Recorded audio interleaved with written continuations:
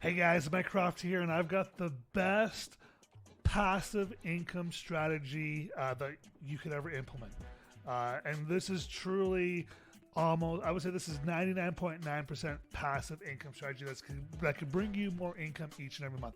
And it's not in the housing market. Okay, so let's talk about this first here. Traditionally, and this has worked so well for so long, but I have seen a shift in the housing market. Now, back in the day, 15, 20, 30, 40, even 50 years ago, you wanted like some extra income or some passive income. What you did is you got into real estate because the returns on investment were amazing. You know, you could buy real estate for relatively cheap, rent it out after your mortgage and insurance and other fees. You could pocket some money each and every month, and it was a really good way to make some money. But I feel that has shifted. I feel that's changing, and here's why. I bought my first house 15 years ago, 2010, and our first home was like $280,000. It was a really nice home, brick home, 4 bedrooms, 2-car garage, unfinished basement. Like, it was nice. Today, that same home is over $1 million. So 15 years ago, when I bought that home, we could rent that out. I don't know, 12 to 1500 bucks a month. You know, the mortgage on it was relatively cheap. Like, we were able to make the math work. Today at $1 million, it doesn't work. Even though rent has gone up and I can charge way more in rent, the cost to buy the home has gone up so much that the math doesn't work. Plus, interest rates have gone up. I mean, when I bought my first home in 2010, I think we were roughly about maybe 3.1%. And it just went down from there. It went 3.1 to 3 to 2.8 to 2.5. I think we were 2.25. Then we went all the way down to 1.2%. And then that was 2021. And then 2022, we just went berserk and went all the way back up. I mean, interest rates went up 3, 4, 500% for some of us, right? So you're going from 1.2 to 5, 6, 7%, right? So that's another thing is the interest rates, the math around the interest rates have changed so much is too that it takes so much out of what should be your profits, that what you actually take home is being diminished. And then number 3, the third variable that's really getting crazy right now, especially if you live like on any of the coasts, is insurance. I mean, insurance is getting crazy everywhere, but on the coast, it's getting insane. It's going bonkers, right? Like, I have a friend on the coast here. They got a letter like a month ago saying, hey, effective in 90 days, your insurance is doubling. And there's nothing they can do because insurers are pulling out, and every insurer that's still in town, that's still insuring, are all doing the same thing. And that doesn't work when you're relying on passive income from a rental property. When your insurance gets jacked up and doubles in price, you can't double your rent or raise your rent to match that amount here. So what I'm finding is people are going like with the old school. They're still borrowing money to get into houses, to get into rentals. Da da da da da da. They're not making money. And I've seen a lot of people that I've worked with do this.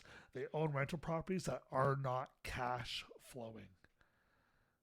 That's pretty crazy. They are not cash flowing, right? And so they hold on to them. Maybe it's an equity play in 4 or 5 years. You know, the equity will grow, and you know that's a play you can make here. But I think there's a better way. So what happened was a couple months ago, a buddy of mine bought a property down in the mid US where you can still get decent deals. You can still buy houses for 100K, 130, 140. You know, they're starting to go up in price. But compared to like the rest of America or North America, like they're decently priced still. And then he was showing me the spread. He was like, okay, this is what I'm going to pay. He was walking me through his numbers here. And I was like, those numbers don't look great. I don't love those numbers. Like, I'm like, you're taking a lot of risk. You're not doing a ton of management, but you're still a little bit involved to make that much money. And here were the numbers, guys. Let me show you the numbers here. They were They weren't great. So let's walk through the numbers. And then I'm going to show you what I think would be the best passive income strategy you can implement above and beyond real estate. I don't think real estate's where it's at anymore. I really don't. I think it's changing. Things are too expensive. Like I said, insurance is going up. Interest rates are too high. Like, to me, it's not the game anymore. There's a better game in town here that most people still aren't talking about. Okay, so he borrowed $100,000. Excuse me. Okay, and he makes about $1,000 a month in rent. Okay, on this property. Now, you obviously got to take out he borrowed at 5%, so I think that's roughly about $480 a month he pays. Plus he pays insurance, which is like $50 a month. Now, in this part of town, this is Middle Tennessee. This is kind of Middle Tennessee, Arkansas kind of area. So insurance is really cheap. $50 a month for house insurance. Property tax down there is like $60 a month. Really cheap stuff. And then he's got a management company that takes, I believe they take about $80 off of the rent here. So he's cashing about $330 a month. Okay, so times that by 12. Let's call it $4,000. Let's just round it up here to $4,000. Okay, obviously he puts a bit of money away for like repairs and all that as well, but let's call it $4,000. Okay, and then depending on how you structure your business, there's taxes on that as well. So you might pay a little bit of tax on that, but you can also there's write-offs you can take as well. So we'll call it $4,000 profit per year. Well, $4,000 profit on $100,000 borrow, that's 4%. He's making 4% on his money. That's not a lot of money. 4%. I mean, some savings account will give you 4% these days, right? Now, can you get it on the growth of the property equity? Oh, obviously there's some there as well, but even right now, we're not seeing the growth as much as we did a couple of years ago. All right, so that's what's going on. That's his math there. So I said, hey, I'm a very competitive person. So I was like, dude, here, I'm going to do the same thing. I'm going to go get $100,000, but instead of investing into rental properties, I'm going to go into the market with my income producing strategy. And let's compare at the end of the year to see who made more money. Okay? And it was like challenge on. So he bought the house. I put the money into the market here, and and this isn't like buying and holding stocks. I take income out of this every month. In fact, I take income every week. Okay, and if you have never heard of this strategy, it's super simple. We call it selling naked puts, is what we call it. So to me, it's a super conservative strategy that most people don't know about, but super simple. So what happens is I put money into my account. And then what I do is I use that money, and I don't buy stocks. What I do is I enter into contracts, and I enter into contracts that basically that basically say if the stock hits this price, you have to buy the stock at this price. All right, and if it doesn't hit this price, we'll pay you a contract premium, and that's what I collect. I collect contract premiums to make money each and every month, which is pretty cool. So I'm going to open up my account here. I'm going to show you an example of a trade I took last week. So check this out here. Now it's after hours, but I'm going to show you some of the naked puts that I'm going to take next week. I'm going to get you set up for next week. And this will make probably be about $3 to $5, depending, about $300 to $500 per week, not per month, right? Remember, we're utilizing roughly about $100,000 for this type of income strategy. So check this out here. This is my account here. And you can see, yeah, like we're after hours, so there's nothing going on right now. But I'm going to move to the July 3rd strike price. Now, if you don't know what this is, don't worry about that. Like, this is what we teach when we coach people one-on-one here. But basically what I do here is I don't get paid to buy the stock. I don't get paid to sell the stock. I get paid to enter into contracts. And the way it works here is basically what I do is I go pretty far out of the money. And out of the money just means you're kind of outside of the price it's currently trading at. Because what I do is I like to keep it really conservative. This is a passive income strategy for me. This is produces income for me really every week, is what it does here. And I do it on companies that I don't mind if I have to buy the actual stock. I don't mind owning their stock, but I usually go far enough out here where I don't have to end up buying the stock. Essentially, what happens. And so what I do is I enter a contract, basically saying, hey, we'll use 695. If the stock, if Meta, that's what I'm at here, Meta stock comes down and goes below $695 within the next 6 days, essentially is what I'm going to hold this for. That means I have to buy a whole bunch of Meta stock for $695. Now, I wouldn't mind owning Meta for $695. It's at 727.28 right now as it closed today. I'll take a big discount and buy a whole bunch of Meta at 695. But if it doesn't hit that price, and it probably won't, I usually go far enough out that it doesn't. But if it doesn't hit that price, what I get paid is I get paid a contract premium. And right here it tells me how much I'm going to get paid here. So it's $1.64, somewhere between $1.64 and $1.76. Now you got to times that by 100, so it's actually somewhere between 164 to 170. Oh, that's 178, not 76.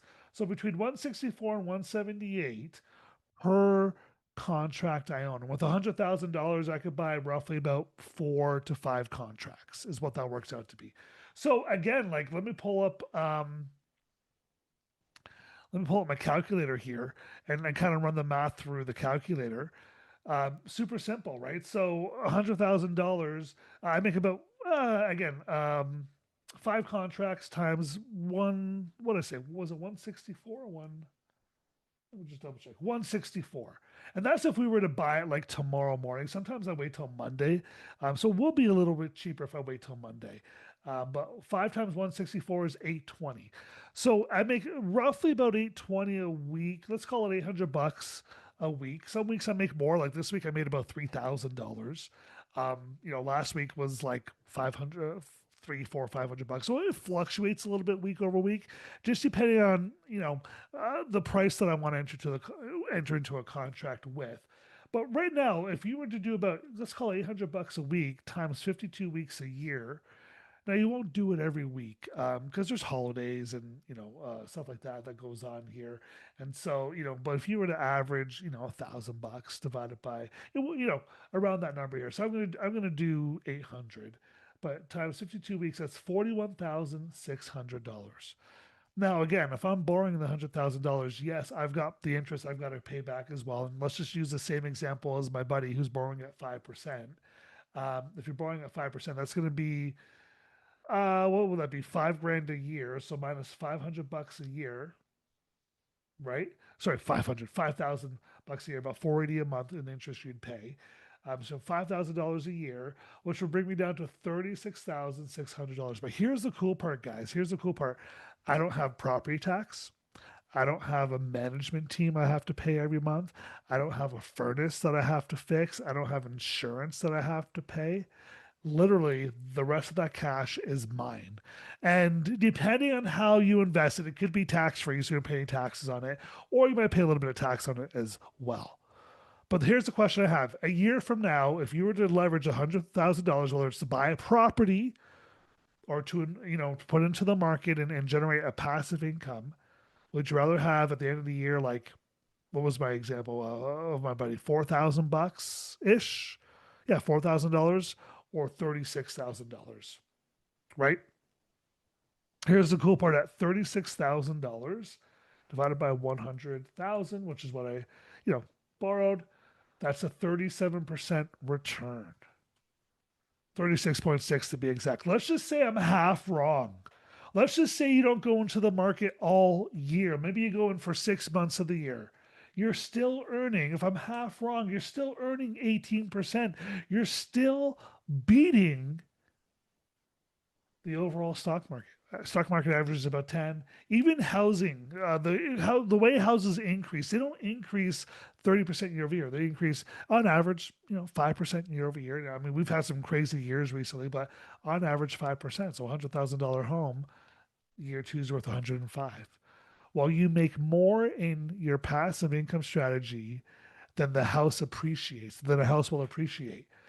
So this is what I've been working on. This is what I've been doing here. And hey, if you want to follow, Monday morning, I am buying some Meta puts. I'm selling some Meta puts. Is what I'm doing. I'm not buying them. I'm selling them. So don't buy them. I'm selling them. I'm going to make roughly about $800 next week, and then I'll do it again the week after. I'll do it again the week after, and I'll do it again the week after that, and continue to do that to make a passive income. It's super conservative. The great thing about this is the market doesn't have to go up for you to make money. The market doesn't have to go down for you to make money. The market doesn't have to go sideways for you to make money. You can make money in any direction the market goes. This is better than what your financial advisor is teaching you, right?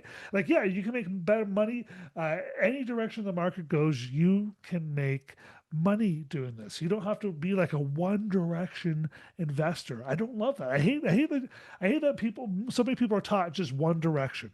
Now, I'm not saying you got to put the whole market and sell, all that stuff, but I'm just saying like the problem with one direction is yes, the market usually goes up, which is great. But like this year, I'll show you this graph right here. This year, there was a good couple of months where the market was going on. There's February. We went all the way to April. The market went down through all that. In fact, not that it only just go down, but this ETF specifically went down 60% from the top. Now, this is a highly leveraged ETF, so it's going to move a little bit more than the market moves. Like it's going to move bigger than the market moves. But the market averaged about a 15 to 20% pullback. This one did 60%. Well, guess what? While this was pulling back, in fact, let's see here. Why don't I pull up Meta? Let me just pull up Meta here, META. Put Meta on the same scale here, and I'll just, yeah, there's Meta in the fuchsia. Okay, so even Meta, I don't think Meta pulled back 60% here. Let's just see to the bottom, about 33%. While Meta was pulling back, I'm making money every week still. While Meta's going up, I'm making money every week still. And that's the passive income strategy that the stock market can do for you. And it can do it way better than real estate. It can do it way better than, arguably most businesses will make and do for you. If you're like doing the business thing, hiring business coaches, and it's not working, this strategy is super simple to get dialed in, super simple to implement, can make more money for you than probably a business coach will make, real estate coach will make for you. And the numbers actually work. This isn't some weird math to get it to work. This is simple math to get this to work. All right, so there's what I'm doing with Meta next week. All right, that's how I'm going to make some money on Meta next week. Passive income strategy that beats real estate, that can beat most of your business coaching, that can beat most of your financial advisors investing. We'll see you in the next one.